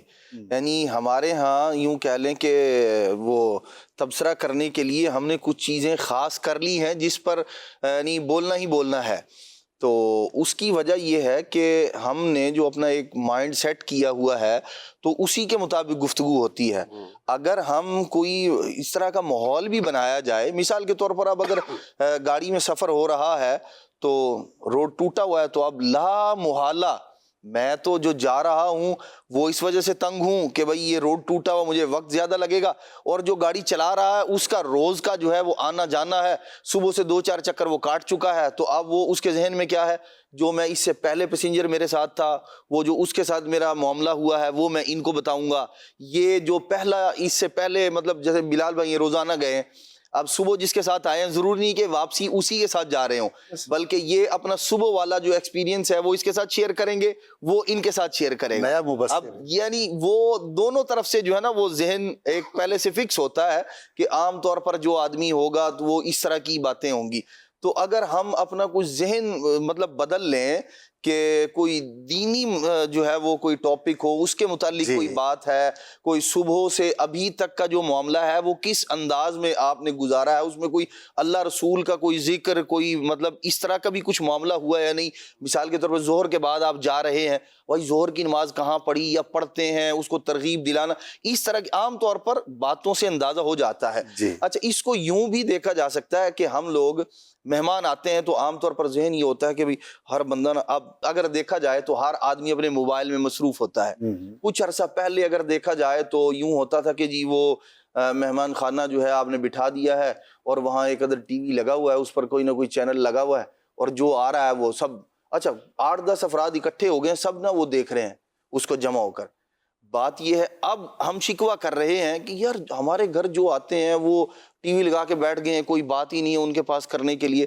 مسئلہ یہ ہے کہ ہم نے کوئی آپشن رکھا ہی نہیں دوسرا. آپ نے وہاں کوئی رسالہ رکھا ہوتا، کوئی کتاب رکھی ہوتی، کوئی 2-4 مطلب جو ہے وہ مختلف طرح کی وہاں چیزیں ہوتی، کوئی آپشن ہوتا تو دوسری طرف بھی بندہ جو ہے نا وہ جاتا. آپ نے کیا کیا، اس کو وہ لگا دیا ہے، اب جو آ رہا ہے وہ اسی کے اندر آپ کے ساتھ شریک ہوتا چلا جا رہا ہے. زمانہ تبدیل ہوا، کچھ وقت جو ہے گزرا، اب کیا ہوا، اب وہ اس کو ہٹا دیا گیا. اب ہر بندہ جو ہے وہ ایک دنیا کے ساتھ جڑا ہوا ہے، اور جو اس کے قریب بیٹھے ہوئے ہیں ان سے وہ بالکل یوں کہہ لیں کوسوں دور ہے ظاہراً قریب بیٹھ کر. تو ہم نے آپشن بھی نہیں رکھا ہوتا بعض اوقات. اگر آپ نے گفتگو کے لیے کوئی دوسری چیز ایسی رکھی ہو، آپ نے کوئی کتاب ہے، مثال کے طور پر امیر علیہ سنت کا ایک رسالہ ہے ایک موضوع پر ہے، دوسرا ہے، یا آپ نے گھر میں ایک لائبریری بنائی ہوئی ہے، بندہ دیکھے. اور نہ چاہتے ہوئے بھی بعض اوقات ایسا ہوتا ہے کہ آدمی اس میں سے وقت گزارنے کے لیے آپ نہیں ہے، آپ بیٹھے میں جی آپ کے لیے چائے لے کر آتا ہوں، پانی لے کر آتا ہوں. اب اس میں اگلا آپشن اس کے پاس کیا ہے، موبائل ہے. اور اگر آپ کی لائبریری کتابیں یا کوئی اور آپ اس طرح کا اہتمام آپ نے کیا ہو اسپیشل کہ میرے پاس آنے والے لوگ جو ہے وہ اس انداز میں کوئی دینی فائدہ ہو ان کا. جیسے اب مثال کے طور پر ہمارے ہاں مدنی چینل کا الحمدللہ رب العالمین ایک دینی پروگرام ہے، دینی سلسلہ ہے کہ جو لوگ آ رہے ہیں وہ بیٹھ رہے ہیں، امیر علیہ سنت کا مدنی مذاکرہ جو ہے سن رہے ہیں. یہ تو ایک فائدہ مند چیز ہے. لیکن اگر اللہ نہ کرے اس سے ہٹ کر کوئی گناہوں بھرا چینل لگایا ہوا آپ نے تو اب یہی ہوگا، جو آئے گا وہ اسی کو دیکھے گا. بالکل ایسا ہی ہے کہ آپ نے بات کی عدنان بھائی، لیکن آج کل تو ایک طبقہ ایسا ہے کہ جب آپ کے گھر مہمان بنے گا آ کر سب سے پہلے پوچھے گا وائی فائی ہے، ایسے ہی. اس کا پاس ورڈ لگا دیں ہمارے پاس. اچھا، مفتی قاسم صاحب کے ساتھ ایک مرتبہ بات ہو رہی تھی اسد بھائی، تو اسی طرح تبصروں پر بات ہو رہی تھی کہ لوگ جو ہے نا تبصرے بہت کرتے ہیں، تجزیے بہت کیا کرتے ہیں. تو مفتی صاحب نے بڑی اچھی اس پر ایک مرتبہ بات ارشاد فرمائی، کہا کہ چند ایک موضوعات جو ہے نا اس کو ڈیپلی مطالعہ کرنا چاہیے ان کا. یعنی کسی بھی ایک چیز پر تحقیق پورے مہینے میں ایک دفعہ کر لیں، یا اگر زیادہ آپ کا کتابوں سے لگاؤ ہے تو چلیں 2-3 موضوعات پر آپ جو ہے نا وہ مطالعہ کر لیں. مثال کے طور پر کوئی ایک ٹاپک آپ جو ہے نا وہ منتخب کریں گے کہ آج میں نے اس موضوع پر پڑھنا ہے. اچھا، ہر کتاب کا اسلوب الگ ہوتا ہے، ہر کتاب میں دلائل اور کانٹینٹ مواد مختلف ہوا کرتا ہے. ایک ہی موضوع پر آپ 10 کتابیں پڑھ لیں، اب وہ موضوع آپ کے ذہن میں جو پختہ ہوگا نا وہ ایسا ہوگا کہ جہاں کہیں آپ بیٹھیں گے تو علمی گفتگو میں حصہ لے سکیں گے آپ. مثال کے طور پر اگر علم غیب پر آپ نے پڑھنا ہے تو علم غیب مصطفیٰ صلی اللہ علیہ وسلم کا آپ مطالعہ کریں، تو آپ صرف ایک کتاب پر اکتفا نہ کریں، آپ علماء اہل سنت کی آپ 10 کتابیں پڑھ لیں. تو اب اس میں یہ ہوگا کہ بہت ساری آیات، احادیث، پھر اسی طرح عقلی دلائل، نقلی دلائل، وہ سب اس کے اندر موجود ہوں گے. اب دوبارہ جب کبھی بھی اس پر بات ہوگی تو اگر آپ کو وہ آیات لفظ بلفظ یاد نہیں ہے، احادیث یاد نہیں ہے، کم از کم اس کا مفہوم جو ہے نا وہ آپ کے ذہن کے اندر، نتیجہ آپ کے ذہن میں ہوگا. نتیجہ آپ کے ذہن لیکن میں یہی ہوگا. بات ہے جو سب سے ساری گفتگو کا جو ایک نچوڑ اگر ہم نکالتے ہیں کہ ہمارے پاس بات کرنے کے لیے کوئی اچھا موضوع ہونا چاہیے. اب اس کے لیے کیا کرنا ہے؟ کتابیں بھی پڑھی جا سکتی ہیں، علماء کی صحبت ہے، اہل علم کی صحبت ہے، وہ اختیار کرنا چاہیے. اور ایاز بھائی نے جو حکایت بیان کی تھی تو اس میں ایک اور میسیج یہ تھا کہ بجائے صرف تبصرہ کرنے کے ہمیں اس کے حل کی کوشش کرنی چاہیے. اور اینڈ یہی ہے، تبصروں سے ظاہر ہے کہ فائدہ نہیں ہوتا. تبصرہ بلا ضرورت اور بے جا جو ہے اسی کی مذمت ہے، ورنہ بعض تو پلیٹ فارمز ہی ایسے ہوتے ہیں کہ جہاں پر تجزیہ ہی کیا جاتا ہے، لیکن وہ سلیکٹڈ ہوتے ہیں، وہ ایسے نہیں ہوتے. اور وہاں پر جو تجزیہ کرنے والے ہوتے ہیں وہ بھی یہ نہیں ہوتا کہ روڈ پر خالی ایک رکشہ چلانے والا جو ہے وہ بننے والے برج پر تبصرہ کرے، وہ یہ نہیں ہوتا.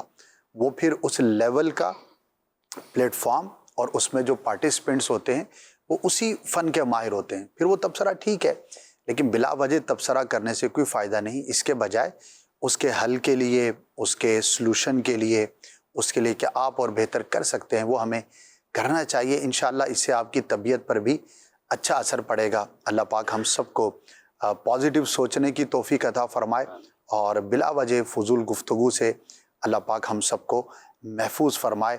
اور کچھ نہ کچھ جیسے کہ عمران بھائی نے کہا کہ مطالعہ ہم کرتے رہیں ڈیفرنٹ ٹاپکس پر، تو وہ انشاءاللہ، کیونکہ جب تک میرے پاس کچھ نیا بولنے کو نہیں ہوگا تو میں بولوں گا کیسے؟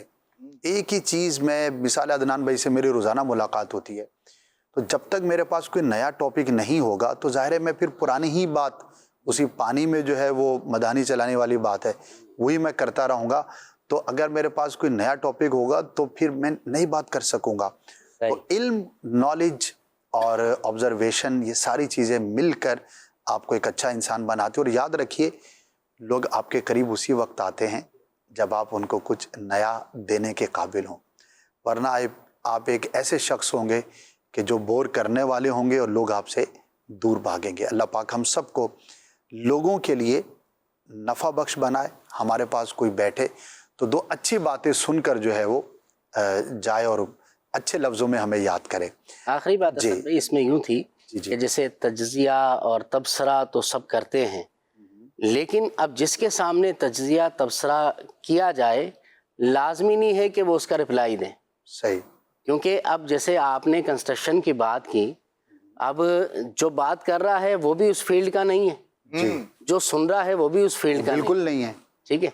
اچھا، تو اب بات یہ ہے کہ جو بات کرنے والا ہے اس کی بعض اوقات ہاں جی آپ صحیح کہہ رہے ہیں، یا نہیں آپ صحیح نہیں کہہ رہے ہیں، تو بعض اوقات تو یہ تبصروں کے اندر ہوٹلز پر جو بیٹھے ہوتے ہیں نا، آج کل تو ہوٹل پر جائیں تو پھر وہ بڑی دیر دیر تک جو ہے نا وہ ہوٹل پر چائے کے نام پر بیٹھے رہتے ہیں، تو اب وہاں پر پھر جو ہے نا وہ آپس میں بحث ہو جاتی ہے، یعنی سامنے والا بھی شامل ہو جاتا ہے، سامنے والا بھی شامل ہو جاتا ہے، تو اگر خاموشی سے سن لیا جائے جی تو تبصرہ مختصر ہو جائے گا، مختصر ہو جائے گا، بات بھی ختم ہو جائے گی۔ ایسا ہی ہے، بالکل ایسے بڑی پوائنٹ کی بات ہے کہ آپ جواب نہ دیں جب آپ یہ فیل کر رہے ہیں کہ سامنے والا بلا وجہ بات کر رہے اور ریلیونٹ نہیں ہے، تو پھر آپ کو بھی خاموش رہنا چاہیے۔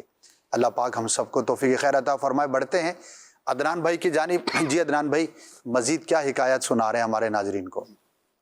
حضرت ابراہیم خواص رحمۃ اللہ تعالیٰ علیہ اللہ تبارک و تعالیٰ کے بڑے نیک بندے ہیں اور ولی گزرے ہیں، سبحان اللہ۔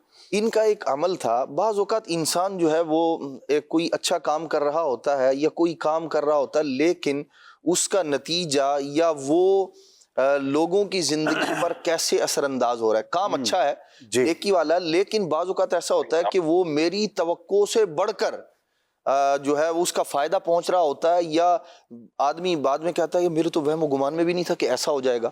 تو کچھ اسی طرح کا معاملہ حضرت ابراہیم خواص رحمۃ اللہ علیہ کے ساتھ بھی ہوا یہ کہ آپ جو ہے وہ ٹوکریاں بنایا کرتے تھے کھجور کے پتوں کی، صحیح، روزانہ ٹوکریاں بناتے، اور پتہ نہیں ذہن میں کیا بات آئی، دریا کے کنارے کام کیا کرتے تھے، کچھ ٹوکریاں بناتے اور دریا کے اندر ڈال دیا کرتے تھے۔ اچھا روز یہ عمل کرتے، اور پتہ نہیں کیا ہوا کہ جب یہ کام کرتے نا تو دل کو ایک سکون، اطمینان اور خوشی نصیب ہوتی، اچھا کہ بھائی میں نے یہ ٹوکریاں ڈال دی ہیں۔ اب یہ ایک عجیب بات تھی ظاہر تو کہ بھائی بظاہر تو آدمی جو ہے وہ نقصان کر رہا ہے، اور لیکن بعض اوقات اللہ تبارک و تعالیٰ بندے سے کوئی کام لے رہا ہوتا بے ہے شک، جس کا اس کو بعد میں جا کے ادراک ہوتا ہے کہ دراصل میں نے جو کام کیا ہے اس پر میں نے کتنی نیکیاں جو ہے وہ اللہ تبارک و تعالیٰ کی رضا والے کام کر کے حاصل کر لی ہیں۔ آپ فرماتے ہیں کہ مجھے وہ جو خوشی ہوتی تھی نا اس پر میں نے کہا بھئی یہ آخر وجہ کیا ہے؟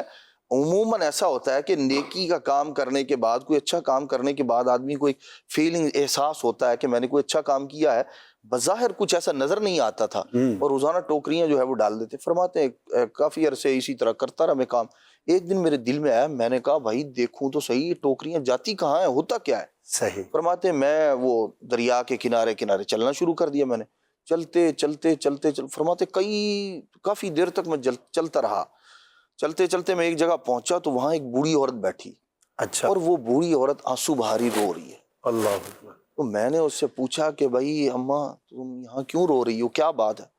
انہوں نے کہا جی بیٹا بات یہ ہے کہ یہاں جو ہے نا روزانہ ادھر میں ایک بیوہ عورت ہوں، میرا شوہر جو ہے وہ انتقال کر گیا ہے، 5 بچے ہیں میرے، ان یتیموں کی کفالت میں کرتی ہوں، شوہر کا انتقال ہو گیا تو ایک دن جو ہے وہ میرے دل میں آیا کہ بھئی میں کچھ ان کے کچھ کھانے کے لیے نکلی گھر میں، کچھ بھئی یہاں دریا کے کنارے آئی کہ شاید یہاں سے کچھ محنت مزدوری کر کے یا کوئی چیز مجھے ایسی مل جائے جس سے میں اپنے بچوں کا پیٹ پال سکوں۔ تو میں نے دیکھا کہ اچانک کچھ ٹوکریاں جو ہے نا اس طرف سے ایسے بہتی ہوئی آ رہی ہیں، تو میں رک گئی، یہاں دیکھا ان کے پیچھے بھی کوئی نہیں تھا آدمی، اور قرب و جوار میں بھی کوئی ایسی بات نہیں تھی۔ میں نے ٹوکریاں نکالی اور میں نے ان کو فروخت کیا، جو رقم حاصل ہوئی میں نے اپنے بچوں کو کھلایا۔ اگلے دن میں پھر آئی تو وہ ٹوکریاں پھر یہیں سے ایسے ہی اسی مقدار میں آئیں، میں نے ان کو پکڑا اور اس سے میں نے گزارا کر، تیسرے دن بھی اسی طرح ہوا۔ اب تو روز کا معمول بن گیا، میں روز آتی یہاں اور ایسے ٹوکریاں وہاں سے آتی، میں انہیں پکڑتی اور اپنے بچوں کو جو ہے وہ بیچ کر اس کا جو کھانا پینا ہوتا تھا ان کی ضروریات کو پورا کرتی۔ لیکن آج صبح سے میں انتظار میں ہوں، ٹوکریاں نہیں آئی، اللہ، میں اس لیے رو رہی ہوں اللہ، کہ اب ہم آج جو ہے وہ کیسے ہمارا گزارا ہوگا، کیسے کھائیں گے۔ حضرت ابراہیم خواص رحمۃ اللہ تعالی ارشاد فرماتے ہیں آپ نے اسی وقت جب اس بات کا آپ کو ادراک ہوا کہ وہ جو میں ویسے ہی بھیج دیتا تھا، وہ جو خوشی مجھے محسوس جو ہو رہی تھی، میرا دل جو ہے وہ یوں کہہ لیں کہ جھومتا تھا اس کام کو کرنے کے بعد، فرماتے ہیں میں نے اسی وقت ایسے اللہ کی بارگاہ میں ہاتھ اٹھائے اور کہتے ہیں یا اللہ اگر مجھے یہ معلوم ہوتا کہ 5 یتیم بچے میری کفالت میں ہیں تو میں اس سے زیادہ ٹوکریاں بھیجتا۔ تو اب وہ جو بوڑھی عورت پریشان تھی اس سے فرمایا کہ تمہارے بچوں کی کفالت میں کروں گا۔ پھر ارشاد فرماتے ہیں ایک تو میں نے اس دن کا کھانا انہیں دیا، اور پھر اس کے بعد میں برسوں ان لوگوں کی کفالت کرتا رہا بچوں کی۔ تو بعض اوقات آدمی کو کسی کام کے کرنے پر اس بات کا وہ کما کہو ادراک نہیں کر پاتا کہ میں یہ جو کام کر رہا ہوں، یہ جو نیکی کر رہا ہوں، اس کا اثر، اس کا اجر یا اس کا جو کتنا زیادہ ہوگا۔ تو نیکی باہر صورت کرنی چاہیے، بعض اوقات اس کا جو اثر ہے وہ ہمارے سامنے آ جاتا ہے، ظاہر ہو جاتا ہے، لیکن اگر ظاہر نہ بھی ہو تو نیکی اثر ضرور رکھتی ہے۔ اس لیے ہمیں چاہیے کہ نیک کام سے وہ چھوٹا ہے یا بڑا ہے، کسی نیکی کو حقیر سمجھ کر، چھوٹا سمجھ کر اگنور نہیں کر دینا چاہیے کہ نہیں کوئی بات نہیں۔ بعض اوقات ایسا ہوتا ہے کہ وہ چھوٹی نیکی بہت بڑے اثر کو لے کر آتی ہے، اور اس سے بعض اوقات معاشرہ بھی اثر لیتا ہے، اس کے اندر بھی بگاڑ جو ہے وہ سنوار کی طرف آ جاتا ہے، جو بگاڑ ختم ہو جاتا ہے، وہ چھوٹی سی چیز ہوتی ہے بعض اوقات۔ تو نیکی جو ہے وہ ہر حال میں کرنی چاہیے، اس سے بندے کو جو ہے ہمیں نہیں پتہ ہوتا، بعض اوقات اس کا امپیکٹ بہت بڑا ہوتا ہے، اور ہو سکتا ہے اس طرح کا نہ صحیح لیکن اس مفہوم کا کوئی واقعہ ہمارے ناظرین کے ساتھ بھی پیش ہوا ہو۔ بظاہر وہ چھوٹا سا کام تھا، لیکن کچھ عرصے کے بعد آپ نے اس کا بہت بڑا نتیجہ دیکھا۔ ہمیں اپنا کام جو ہے حصے کا کرتے رہنا چاہیے، چھوٹا ہو بڑا ہو، جو بھی ہم کرتے رہیں انشاءاللہ ایک تو ثواب پہ نظر رکھیں گے تو اطمینان بھی رہے گا، اور ہمیں نہیں پتہ کہ ہماری بات سے، ہماری ترغیب سے کتنا بڑا امپیکٹ کریٹ ہوتا ہے۔ ٹائم چونکہ اختتام کی طرف جا رہا ہے، تو میں چاہوں گا کہ ایک بار سب اسلام بھائی کو دوبارہ بھی موقع مل جائے۔ جی بلال بھائی، سب سے پہلے تو یہ بتائیں اسد بھائی کہ آپ کو وہ دن یاد ہے؟ اچھا، یہ کوئی پہلی ہے، اب بہت سارے دن آپ کے ساتھ گزارے ہوں۔ آپ کو یاد ہے عدنان بھائی وہ دن؟ وہ دن کے پیچھے میرے ذہن میں تو ایک روایت آ رہی ہے، تو وہ دن مجھے یاد ہے۔ واہ واہ، اچھا۔ سر میں دیکھیں، ہمارا جب کسی کے ساتھ کوئی ایک تعلق ہوتا ہے نا، بعض اوقات بڑی گہری دوستی ہوتی ہے، بڑی زبردست بانڈنگ ہوتی ہے، تو بعض اوقات ہم سے کوئی ایسا بیٹھے بیٹھے بغیر کسی سیاق و سباق کے آگے پیچھے کوئی ایسی بات بھی نہیں چل رہی ہوتی، اچانک کہتے ہیں کہ پھر کیا ہوا تھا، تو بعض اوقات بندے کو اندازہ ہو جاتا ہے کہ یار کس سوال کی یہ بات ہو رہی ہے اور اس کو لنک کہاں پر کیا جا رہا ہے، اور بعض اوقات نہیں اندازہ ہوتا، بندہ بولتا ہے کہ یار کون سے دن کی بات ہے، کس بارے میں پوچھ رہے ہو کہ وہ کام ہوا یا نہیں ہوا۔ آپ یہ اندازہ کریں کہ میں آپ کے سامنے جن شخصیات کا یہ واقعہ بیان کرنے جا رہا ہوں، غالباً عدنان بھائی پہنچ چکے ہیں وہاں پر، کہ ایک مرتبہ نبی پہنچی ہوئی ہستی عدنان میں، سبحان اللہ، بالکل ایسے ہی ایک مرتبہ نبی کریم صلی اللہ تعالی علیہ وسلم جلوہ فرما تھے، اور آپ کے سامنے صحابہ کرام علیہ رضوان بھی حاضر تھے، اور یار غار یار مزار سیدنا صدیق اکبر رضی اللہ تعالیٰ عنہ بھی وہاں پر موجود تھے۔ سبحان اللہ۔ تو نبی کریم صلی اللہ تعالی علیہ وسلم نے ان کو مخاطب کر کے پوچھا کہ ابو بکر تمہیں وہ دن یاد ہے؟ اچھا، آگے پیچھے کوئی ایسی بات نہیں ہے، کوئی ایسا سیاق و سباق نہیں ہے بات کا کہ جس سے اس کو لنک کر سکیں یا لوگ سمجھ سکیں کہ کس دن کی بات ہو رہی ہے۔ تو جب یہ سوال کیا تو صدیق اکبر رضی اللہ تعالیٰ عنہ نے آگے سے یہ نہیں عرض کی کہ یا رسول اللہ کس دن کی بات آپ فرما رہے ہیں؟ صحیح۔ تو جیسے حضور نے یہ بات کی وہ مسکرائے اور آگے عرض کی یا رسول اللہ مجھے وہ دن یاد ہے۔ سبحان اللہ۔ اب صحابہ کرام علیہم رضوان بیٹھے سوچ رہے ہیں کہ یہ جو کہانی، جس سوال کہانی تو میں بظاہر ہم بہت موجود ہیں، مبہم ہے۔ ہم جس کہانی کے اندر موجود ہیں اور جس میں سوال ہو رہا ہے، اس کے پیچھے کون سی کہانی ہے؟ تو اب وہاں پر جب صحابہ کرام علیہ رضوان کے چہروں پر ایک سوالیہ کیفیت پیدا ہوئی، تو نبی کریم صلی اللہ تعالی علیہ وسلم نے صدیق اکبر رضی اللہ تعالیٰ عنہ سے فرمایا کہ ابو بکر ان کو بتا دو کہ ہم کس دن کی بات کر رہے ہیں۔ تو نبی کریم صلی اللہ علیہ وسلم کے فرمانے پر صدیق اکبر رضی اللہ تعالیٰ عنہ نے صحابہ کرام علیہ رضوان کو بتایا کہ نبی کریم صلی اللہ علیہ وسلم اس دنیا کی بات نہیں فرما رہے، آپ عالم ارواح کی بات کر رہے ہیں۔ یعنی کوئی بھی انسان اس دنیا میں آنے سے پہلے عالم ارواح میں ہوتا ہے، وہاں سے عالم ارحام اپنی والدہ کے پیٹ میں آتا ہے اور اس کے بعد دنیا میں آتا ہے۔ تو کہا کہ یہ جو بات ہے، یہ جس دن کی بات ہو رہی ہے، یہ یوم الستو ہے۔ کون سا دن ہے؟ کہا کہ جب یہ دنیا کے اندر انسانوں کی آمد کا سلسلہ اس جسم کے ساتھ شروع نہیں ہوا تھا، ہم سب روح کی شکل میں عالم ارواح میں موجود تھے، تو اللہ تبارک و تعالیٰ نے سب روحوں کو خطاب کر کے ایک سوال کیا تھا کہ الستو بربکم۔ قرآن کریم میں پورا واقعہ موجود ہے کہ کیا میں تمہارا رب نہیں ہوں؟ قالو، سب نے یہ جواب کہا تھا بلا، کیوں نہیں مولا، تو ہی ہمارا رب ہے۔ تو صدیق اکبر رضی اللہ تعالیٰ عنہ نے صحابہ کرام سے فرمایا کہ حضور اس دن کے بارے میں مجھ سے پوچھ رہے ہیں کہ ابو بکر تم کو وہ دن یاد ہے؟ اور میں تم کو مزید بتاؤں کہ جب اللہ تبارک و تعالیٰ نے یہ پوچھا تھا سب سے کہ کیا میں تمہارا رب نہیں ہوں، تو سب سے پہلے جس روح نے آگے بڑھ کر بلا کہا تھا، رب کے رب ہونے کا اقرار کیا تھا، وہ کوئی اور روح نہیں، وہ روح محمد صلی اللہ علیہ وسلم، ہمارے آقا کریم صلی اللہ علیہ وسلم کی ذات۔ سبحان اللہ، سبحان۔ اب جب یہ بات مکمل ہو گئی تو نبی کریم صلی اللہ علیہ وسلم نے فرمایا کہ آگے کی آخری بات ہے وہ میں بتاؤں کہ جس وقت میں نے سب سے پہلے رب کے رب ہونے کا اقرار کیا تو وہاں پر بھی سب سے پہلے میرے کوئی تصدیق اگر کرنے والا تھا تو وہ کوئی اور نہیں، ابوبکر تم ہی تھے۔ سبحان تو علماء فرماتے ہیں کہ نبی کریم صلی اللہ تعالی علیہ وسلم اور جناب ابوبکر صدیق رضی اللہ تعالیٰ عنہ کا یہ جو رشتہ ہے، جو تعلق ہے، یہ عالم ارواح سے ہے۔ عالم دنیا میں دنیا نے دیکھا کہ کیسا تعلق تھا، اور آج عالم برزخ جو دنیا اور قیامت سے پہلے کی جو جگہ ہے وہاں پر بھی کیسا ساتھ ہے۔ اور پھر فرمایا کہ جب ہم قیامت میں اٹھیں گے تو اسی طرح اٹھیں گے کہ میرے ہاتھ میں ابوبکر کا ہاتھ ہوگا۔ اور پھر باقاعدہ ترمذی شریف کی حدیث پاک میں فرمایا کہ تم جس طرح غار میں میرے ساتھی تھے اسی طرح تم حوض کوثر پر بھی میرے ساتھی ہوگے۔ تو ان حضرات کی جو قدر و منزلت ہے، جو ان کی صحبت اور افضلیت اور فضیلت ہے، اس کو تسلیم کرنا چاہیے، ماننا چاہیے۔ اور بات یہی ہے کہ جن کو حضور کا قرب حاصل ہوا وہ یقیناً خدا تبارک و تعالیٰ کی مرضی سے حاصل ہوا، تو ہمیں بھی چاہیے کہ ان کے قریب ہو جائیں۔ جب ان کے قریب ہو جائیں گے تو ان کے صدقے میں نبی کریم صلی اللہ علیہ وسلم کا بھی قرب اللہ نے چاہتے بے شک بے شک، ماشاءاللہ، بہت خوبصورت واقعہ، اور بہت سارے واقعات اور بھی اس دن کے حوالے سے بیان کیے جاتے ہیں جو کتابوں کے اندر ملتے ہیں۔ محبت بھی ہے اس میں، فضیلت صدیق اکبر رضی اللہ تعالی عنہ بھی ہے، اور یہ بھی کمال ہے کہ وہاں بھی تصدیق کی، دنیا میں بھی تصدیق کی، تو آپ تو سراپا تصدیق ٹھہرے گویا کہ، اور کیوں نہ ہو کہ آپ صدیق ہیں۔ اللہ پاک ان کی برکتیں ہم سب کو عطا فرمائے۔ جی ایاز بھائی۔ اسد بھائی، ایک شخص جو ہے وہ ایک بزرگ رحمۃ اللہ تعالیٰ علیہ کے پاس آیا اور کہنے لگا کہ شیطان کو کس چیز نے ہلاک کیا؟ اچھا۔ ان بزرگ رحمۃ اللہ تعالیٰ نے ارشاد فرمایا کہ نماز کا وقت ہو رہا ہے، نماز پڑھ لیتے ہیں پھر اس کا جواب دیتا ہوں۔ چنانچہ نماز قائم کی گئی۔ نماز پڑھنے کے بعد جیسے ہی ان بزرگ نے امامت فرمائی، سلام پھرتے ہیں، فرمایا ہاں بھائی کون تھا وہ شخص جس نے سوال کیا تھا کہ شیطان کو کس چیز نے ہلاک کیا؟ تو وہ جو سائل تھا اس نے کہا جی میں۔ تو آپ رحمۃ اللہ تعالیٰ نے ارشاد فرمایا اسی چیز نے شیطان کو ہلاک کیا تھا۔ اچھا، یعنی شیطان کی تکبر نے، شیطان کی انا نے، میں نے جو ہے وہ کا نام ہے شیطان کو ہلاک کر دیا۔ انا خیر من خلقتنی من نار وخلقتہ من طین، کہ میں ان سے بہتر ہوں اور مجھے تو نے آگ سے پیدا کیا اور ان کو جو ہے وہ مٹی سے پیدا کیا۔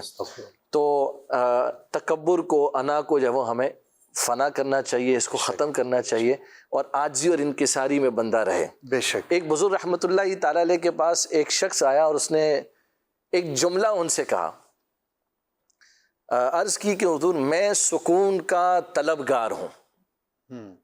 تو ان بزرگ رحمۃ اللہ تعالیٰ نے ایک ہی جملے میں اس کو جواب دیتے ارشاد فرمایا، شروع سے میں ہٹا دو اور آخر سے طلبگار ہٹا دو، تمہاری زندگی میں سکون آ جائے گا۔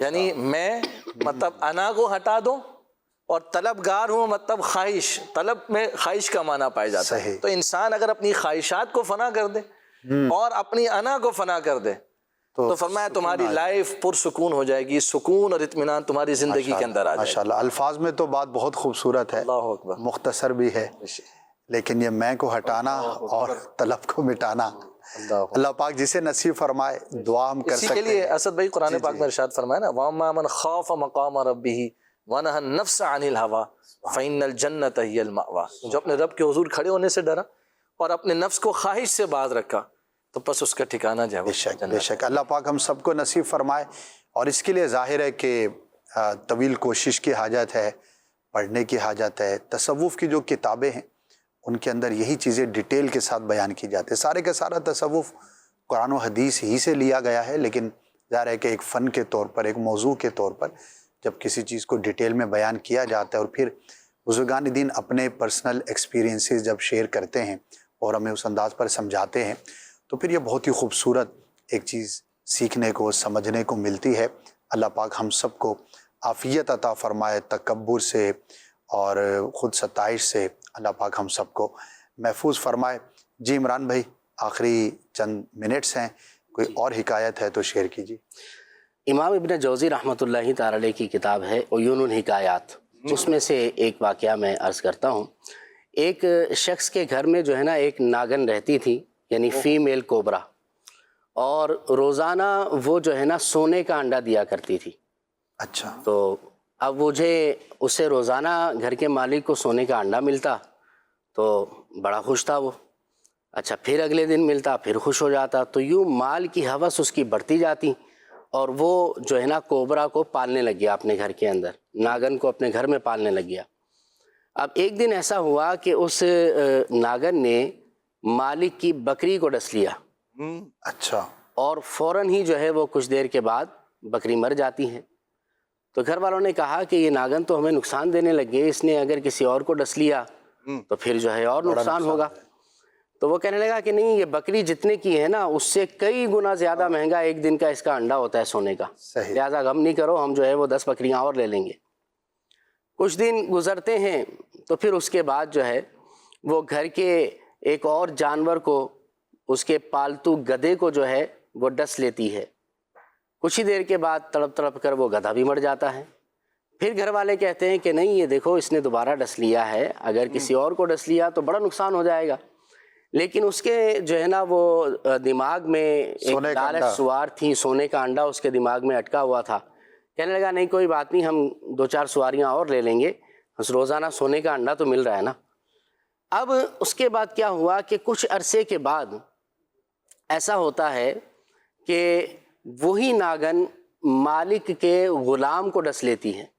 اللہ، وہ سانپ غلام کو ڈس لیتا ہے، تھوڑی دیر کے بعد جو ہے اس کا بھی انتقال ہو جاتا ہے۔ تو اب گھر والے کہنے لگے کہ دیکھو اب تو اس نے انسانوں کو ڈسنا شروع کر دیا ہے، ہمیں ڈس لیا تو پھر کیا ہوگا، ہم بھی مر جائیں گے۔ تو وہ پھر جو ہے نا بات آئی گئی کر دیتا ہے، لیکن کہنے لگا نہیں، سونے کا انڈا تو مل رہا ہے نا، ہم اور بہت زیادہ جو ہے نا غلام خرید لیں گے، کیا کمی ہے غلاموں کی۔ اب پھر 2 سال گزر جاتے ہیں اور اسے روز جو ہے وہ سونے کا انڈا مل رہا ہوتا ہے، لیکن 2 سال کے بعد وہ ناگن اس کے بچے کو ڈس لیتی ہے، اس کے بیٹے کو ڈنک مارتی ہے، اور اسے بلایا جاتا ہے، طبیب کے پاس لے جانا ہوتا ہے، مگر کچھ ہی لمحوں میں وہ بچہ تڑپ تڑپ کر جو ہے وہ جان دے دیتا ہے۔ اب اس کے گھر والے کہتے ہیں کہ اب تو اس ناگن کو گھر میں رکھنا نہیں ہے، لہٰذا اب رکھنا ہے تو پھر ہم لوگ نہیں رہیں گے۔ لیکن بہرحال وہ گھر والوں کو جو ہے نا وہ بہلاتا ہے اور حوصلہ دیتا ہے، بات کرتا ہے، لیکن بہرحال ناگن کو گھر سے نہیں نکالتا۔ پھر اسے چونکہ روزانہ سونے کا انڈا مل رہا ہوتا ہے۔ اب پھر کچھ عرصہ گزرتا ہے تو ایسا ہوتا ہے کہ اب وہ ناگن اس کی بیوی کو جو ہے نا ڈس لیتی ہے اور وہ مر جاتی ہے، انتقال کر جاتی ہیں۔ اب وہ کیا کرتا ہے کہ اپنے دوستوں کو بتاتا ہے کہ اس طرح کا معاملہ ہے، تو اس کے دوست کہتے ہیں کہ یہ تو تم نے بڑی بے وقوفی کی ہے، اسے گھر میں پالنا، یہ تو تم اپنے دشمن کو گھر میں پال رہے ہو، سونے کے انڈے کو نہ دیکھو، اگر اس نے تمہیں بھی ڈس لیا تو پھر کیا ہوگا۔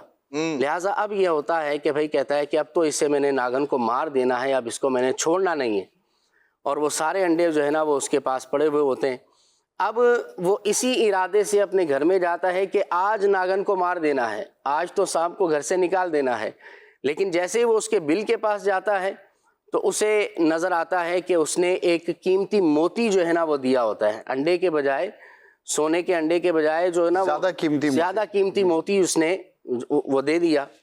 اب وہ دیکھتا ہے تو اس کی پھر ارادہ اس کا چینج ہو جاتا ہے، کہنے لگا کہ چلو یہ تو اس سے بھی زیادہ مہنگا ہے، چلو کوئی بات نہیں، تو پھر وہ رکھنے شروع ہو جاتا ہے۔ لیکن ایک دن ایسا آتا ہے کہ وہی ناگن اس کو بھی ڈنک مار دیتی ہے، اس بندے کو بھی، مالک کو بھی ڈس لیتی ہے، اس کا بھی قصہ، اور اس کا بھی قصہ تمام ہو جاتا ہے۔ اب وہ چیختا چلاتا ہے تو اڑوس پڑوس کے لوگ، کچھ جاننے والے آتے ہیں، اور پھر وہ کہتا ہے کہ یہ سونے کے انڈے ہیں، یہ ہیرے جواہرات ہیں، یہ موتی ہیں، آج یہ میرے کسی کام کے نہیں ہیں، کیونکہ میں نے تو ابھی مر ہی جانا ہے، اور میں نے لالچ کی وجہ سے اس دشمن کو اپنے گھر میں پالے رکھا، اور اسی نے ایک ایک کر کے میرے خاندان کو ختم کر دیا ہے۔ تو لالچ بری بلا ہے، ہم بچپن سے سنتے آ رہے ہیں کہ لالچ بری بلا ہے۔ مال و دولت کا جو ہوس ہے، مال و دولت کی ہوس جو ہے، یہ بہت بری چیز ہے، اور حدیث مبارک میں بھی ہے نا کہ اگر کسی کے لیے مال کی ایک وادی ہو تو وہ تمنا کرے گا کہ دوسری اس کے لیے ہو جائے۔ تو مال و دولت کی ہوس جو ہے نا، یہ جتنی بڑھاتے چلے جائیں گے اتنی بڑھتی چلی جائے گی، دنیا کے پیچھے جتنا بھاگیں گے دنیا اپنے پیچھے اتنا بھگائے گی، اور اگر دنیا کو چھوڑ کر عبادت کی طرف لگ جائیں، زہد و تقوی اختیار کر لیں تو دنیا قدموں میں آ جایا کرتی ہے۔ تو بہرحال لالچ سے بچنا چاہیے، کیونکہ لالچ بری بلا ہے۔ جو لالچ کرتا ہے وقتی طور پر تو اسے فائدہ مل جاتا ہے، لیکن بالآخر وہ نقصان ہی اٹھاتا ہے۔ بے شک بے شک، بہت ہی خوبصورت انداز پر بزرگوں نے یہ حکایات جو ہے وہ ہمارے سمجھانے کے لیے، ظاہر ہے حقیقت میں ایسا نہیں ہوتا، لیکن حکایت جو ہے وہ بعض اوقات حقیقت پر مبنی بھی ہوتی ہے، اور بعض اوقات سمجھانے کے لیے ایک قصہ یا حکایت یا سٹوری کو بیان کیا جاتا ہے تو ہمیں یہ غور کرنا ہے کہ ہم نے وقتی فائدے کے لیے کہیں بڑے نقصان کو اپنے پاس تو نہیں پالا ہوا. وہ دنیا بھی ہو سکتی ہے، وہ لالچ بھی ہو سکتی ہے، وہ گناہ بھی ہو سکتا ہے، وہ رب کی نافرمانی کا کوئی سا کام بھی ہو سکتا ہے کہ ہم اس کو پوسٹ پون کرتے جائیں کہ کل توبہ کروں گا، پرسوں توبہ کروں گا، اور ایک وقت آتا ہے کہ انسان کا وقت ہی ختم ہو جاتا ہے. تو اللہ پاک ہم سب کو محفوظ فرمائے، ہر طرح کے ظاہری باطنی نقصان سے ہماری حفاظت فرمائے. ناظرین، آج بھی الحمدللہ ہم نے کافی حکایات سنی اور حکایات کے ضمن میں مدنی پھول بھی حاصل کرنے کی کوشش کی. جو کچھ سنا اللہ پاک اس پر عمل کرنے کی توفیق عطا فرمائے. یہ مدنی چینل اسی طرح کے مختلف پھولوں کا مہکتا گلدستہ ہے، کبھی حکایات کے ذریعے، کبھی واقعات کے ذریعے، کبھی دیگر بیانات کے ذریعے، کبھی کویسچن آنسر کے ذریعے آپ تک بات پہنچانے کی کوشش کی جاتی ہے. کامیاب وہ ہے، سعادت مند وہ ہے کہ جو ان سے سبق حاصل کرے اور اپنی زندگی میں کوئی پازیٹیو چینج لائے. اللہ پاک توفیق عطا فرمائے. آمین بجاہ النبی الامین صلی اللہ تعالی علیہ وسلم. کہانی کے پیچھے کہانی سنو، کہانی کے پیچھے کہانی سنو، نئی باتیں سن لی، نئی باتیں سن لی،